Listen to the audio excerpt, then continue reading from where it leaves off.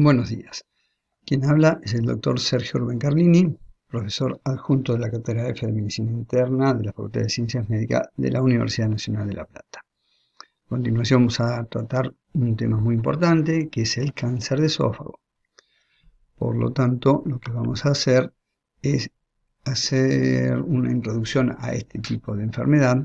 Hablaremos de su epidemiología, las manifestaciones clínicas que esta entidad desarrolla, cómo abordamos el diagnóstico de este cáncer, para luego realizar el tratamiento más adecuado. Y finalmente realizaremos las conclusiones del caso.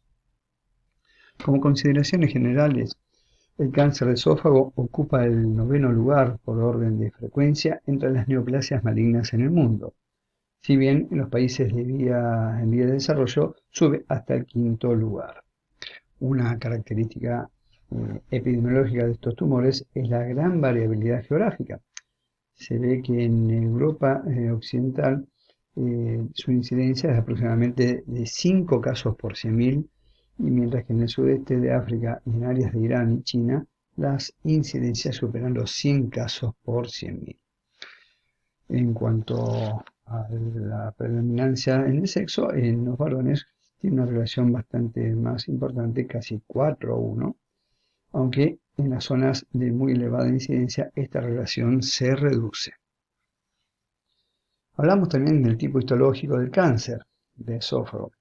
Desde los años 80, en Europa como en los países norteamericanos, la incidencia de la variedad esquemosa siempre se mantiene por lo general estable, mientras que la del adenocarcinoma de esófago y del cardias ha aumentado sustancialmente. Tenemos que hablar también de la presencia de lesiones esofágicas precancerosas. Y estas se consideran como importantes en el desarrollo de su cronicidad en estas entidades para el desarrollo de una atipia. Entre ellas las que se destacan es la esofagitis cáustica, el esófago de Barrett, la calasia y la displasia sideropénica. También hay otras afecciones que se asocian al desarrollo de la neoplasia, como son la queratosis palmoplantar y la enfermedad celíaca.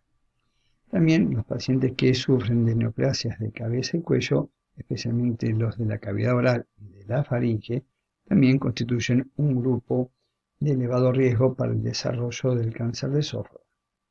No podemos dejar de mencionar que el consumo de alcohol y de tabaco son los factores de riesgo más importantes para esta localización del cáncer, generalmente en los países europeos y de América.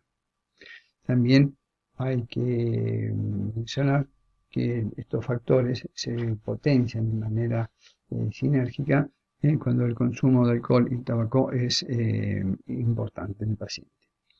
Y también la dieta. Hablamos que aquellos pacientes que tienen pobres dietas en verduras frescas, en frutas, en ingesta de bebidas y alimentos excesivamente calientes, y la presencia de nitrosaminas en determinados alimentos, también son factores de riesgo, especialmente en las áreas de mayor incidencia. Y bueno, hablamos entonces, y ya hemos mencionado algo de su epidemiología. Constituye en el mundo la sexta causa de muerte y la novena neoplasia más frecuente. Pero ya hemos hecho la salvedad que en los países europeos y en Estados Unidos pueden aumentar su frecuencia y ser la quinta causa de la misma. El desarrollo en el hombre con respecto a la mujer, lo hemos mencionado, casi una relación de 4:1, y generalmente la edad promedio en el hombre es alrededor de los 65 años en el que se desarrolla este tipo de patología. Como entonces, datos también para tener en cuenta, hay aproximadamente unos 400.000 casos nuevos en el mundo, y generalmente podemos decir que el 80% de los pacientes con enfermedad de cáncer de esófago ya se encuentran en estadios avanzados y la enfermedad es incurable. Un 50% de los que están localmente son generalmente avanzados, o ya tienen estadios avanzados con metástasis. Hemos mencionado que hay dos tipos importantes de histológicos en cáncer de esófago. Uno es el escamoso y el otro es el adenocarcinoma. Una frecuencia de 30 a 800 por 100.000 pacientes, tanto en Irán, Rusia, en China. Y como mencionamos, el adenocarcinoma comienza a tener cada vez mayor implicancia en los países desarrollados. Si hablamos de etiología y factores de riesgo para el cáncer epidermoide, ya tenemos que mencionar que el tabaquismo y el alcoholismo es el dúo más importante o la dupla más importante que ejerce incidencias de predisposición al desarrollo de este cáncer. Mientras que la estirpe adenocarcinoma ya tenemos otras enfermedades más propias, como vamos a ver, que afectan al esófago, como es un reflujo gastroesofágico, enfermedad de Barrett. Mencionamos hoy al principio de la esofagitis cáustica, el consumo de bebidas muy calientes, la presencia de acalasia, la existencia de divertículo de Senker. También hicimos hincapié al principio de los factores dietarios y el déficit de vitamina E, beta-caroteno y selenio también influyen en la proporcionar o predisponer el desarrollo de esta enfermedad. Hemos mencionado también la anemia ferropénica con el síndrome de Plummer-Vinson. No tenemos que dejar de mencionar entonces el alcoholismo y también el tabaquismo como elementos fundamentales en el desarrollo de la estirpe epidermoide, escamoso. También en algunos casos en China se ha desarrollado o asociado la presencia de alimentos contaminados por hongos y el DNA del papilomavirus se encuentran también en países con alta incidencia. El esófago Barrett, como sabemos, es una metaplasia intestinal del segmento inferior del esófago. Y esto es importante porque en su cronicidad, en su desarrollo, un 5 a un 8% de estos pacientes tienen la posibilidad de desarrollar cáncer. También se ve que el esófago Barrett pueden incidir algunas mutaciones genéticas en el cromosoma P53, BCL2, P27 o el RB2. Recordemos que anatómicamente se produce una disminución de la incidencia de cáncer escamoso de esófago desde el punto de vista patológico. Antes estaba de un 51 a 60%, que esto generalmente ocupa el esófago medio, el 50-60%, el inferior el 25-35%, con el aumento de la incidencia del adenocarcinoma, que de un 42% ha llegado en los países occidentales a un 50%. Esto no tiene ninguna connotación con el aumento propio del esófago Barrett, que mantiene siempre su misma incidencia. Recordemos que la incidencia y localización del esófago Barrett es la del compromiso del tercio inferior, generalmente un 60%. Bueno, acá vemos una pieza anatómica en la cual hacia la derecha encontramos los pliegues gástricos, la zona de transición, la zona esfinteriana, la zona de hernia de hiatus, y acá todas las lesiones típicas de origen por reflujo que dan las imágenes de la metaplasia en el esófago de Barrett. Y en el desarrollo de estas mismas, acá en el círculo, la presencia de unas imágenes raras, atípicas, que corresponden después por histología a un adenocarcinoma. Acá está el esófago de Barrett con las denominadas lengüetas características en la enfermedad. ¿Cómo es el desarrollo en el esófago de Barrett hacia un adenocarcinoma?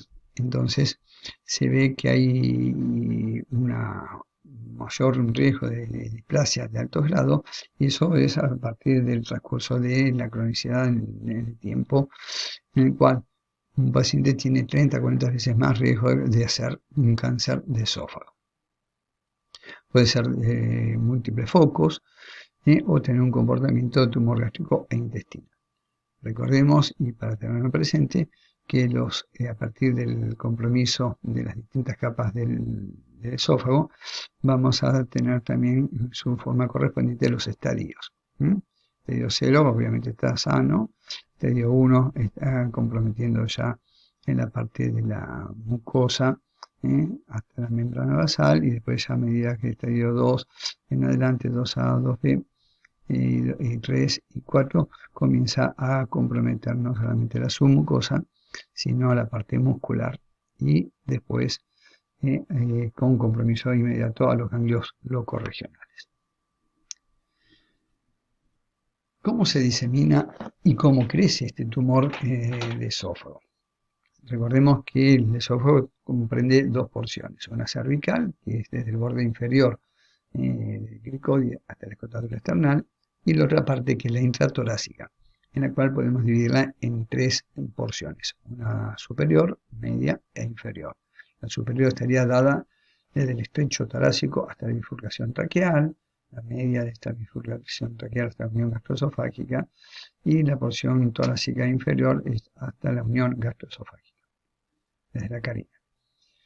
Y la diseminación del tumor se van a hacer por continuidad y también a distancia. Lo que corresponde a la porción cervical, obviamente los ganglios supraclaviculares y yugulares, mientras que la porción intratorácica, tanto la primera y la segunda porción, tanto superior como media, comprometerá a la primera y segunda porción de drenaje de los ganglios linfáticos, que van a ser mediastínicos, los paraesofágicos, los pericarineales, los periaórticos y pericárdicos, mientras que la porción inferior corresponderá a drenaje del tronco celíaco y perigástricos.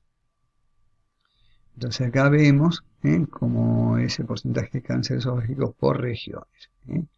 La parte de mayor compromiso está a nivel de porción superior y media, mientras que la porción inferior, la intratorácica, es el menor porcentaje y la alta aún mucho menor. Bien, y hablamos de diseminación. Este órgano es un órgano especial, dado que carece de serosa y por lo tanto el tumor va a tener un crecimiento por extensión en forma directa. Entonces tiene la capacidad de comprometer estructuras torácicas inmediatas adyacentes a él, como es el callado aórtico, la carina, tráquea y hasta el mismo diafragma. Y en cuanto a la diseminación linfática, es rápida ya en los primeros tiempos de expansión. Ya en T1 el paciente tiene la posibilidad de haber hecho metástasis en un 10%, mientras que ya cuando compromete hasta la parte muscular, del 38 o 60% ya tienen compromiso linfático locorregional. No nos olvidemos que la diseminación sanguínea se hace a través del sistema venoso ácido, que se junta con el portal, y también tiene la capacidad de metastizar al hígado en un 32% y el pulmón en un porcentaje un poco menor, 21%. Y toda esta distribución y todo este cuadro de extensión va a dar al paciente características sintomatológicas muy particulares. Y no tenemos que dejar de recordar que como partícipe del tubo digestivo, la disfagia tiene el paciente como motivo de consulta, y esta aparece cuando la mitad de su luz está disminuida. Más del 50% hace que el 75% de los pacientes tenga presente este tipo de síntomas. A su vez, y asociado a esta disminución de su alimentación por la disminución de la luz esofágica, la pérdida de peso ya se hace presente tempranamente. Ya al principio del mismo puede llegar a tener un 10% y a los 6 meses de evolucionado el 57% de los pacientes notan una pérdida ponderal significativa. La odinofagia también 17%, disnea 12% y también el antecedente de reflujo solamente el 91% de los pacientes.